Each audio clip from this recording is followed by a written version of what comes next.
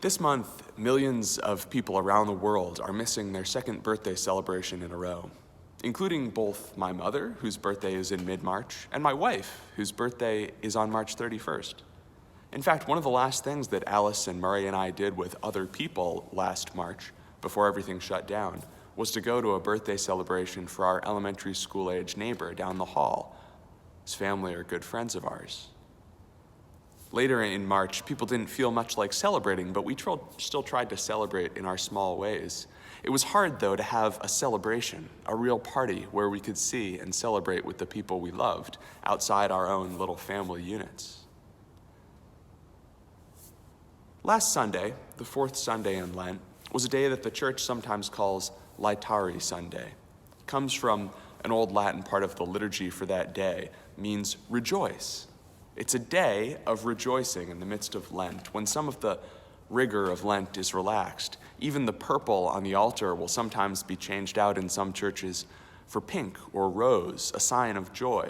It's the same thing that we do in Advent on that third Sunday, which is why there's that pink candle in your Advent wreath. It's a moment of joy in a penitential, somber season.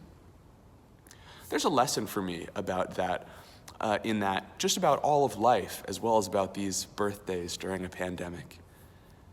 We recognize that even in the midst of sorrow, there's always joy, and in the midst of joy, there's always sorrow.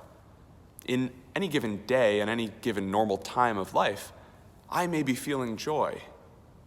I may be feeling happiness, but there is inevitably someone else who's suffering grief or loss.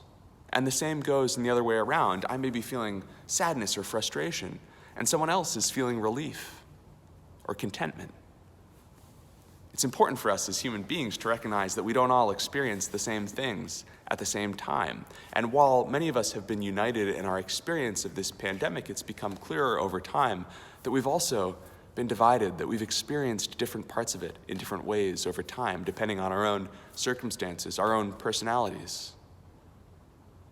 But there's another lesson too, which is the importance of rejoicing even in a serious time, the importance of celebrating those small moments, even if things are hard. The lesson of a tragedy like a pandemic is not that we shouldn't rejoice, it's that we should. It's that we should appreciate those moments. We should celebrate those birthdays, not in an unsafe way, but with real and genuine joy. That we should recognize and mark those things that are important to us, because even if the world is hard, even if the world is full of sorrow and struggle, it is also full of joy. And they don't cancel each other out. You can't do the math and add them up to a positive or a negative number. They just exist there alongside each other always. So rejoice in your joy, and weep in your sadness, and know that they are always there together.